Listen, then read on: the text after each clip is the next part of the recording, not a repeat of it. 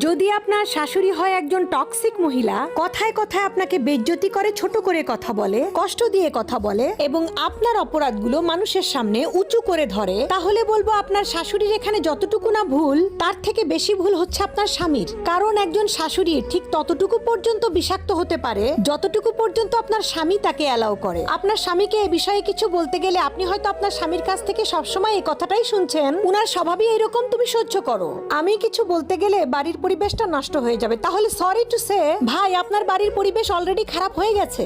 আপনি আপনার স্ত্রীকে সবসময় দুঃখী দেখছেন, ডিপ্রেশনে দেখছেন। এমনকি এটার একটা প্রভাব আপনার দাম্পত্য জীবনে, এমনকি আপনার সন্তানের উপরও পড়ছে, এবং যেটাতে কোনো পদক্ষেপ না নিয়ে আপনি সমর্থনও করছেন। এখানে একজন হাজবেন্ডের তার স্ত্রীর প্রতি পজিটিভ হওয়াটা খুবই জরুরি। মাত্রাতিরিক্ত অন্ধভক্তি কোনো ভালো লক্ষণ নয়। না হলে খুব তাড়াতাড়ি এমন একটা দিন আসবে যখন আপনার স্ত্রী শ্বশুরবাড়ির লোকজনকে তো সম্মান করবেই না, উল্টো নিজের হাজবেন্ড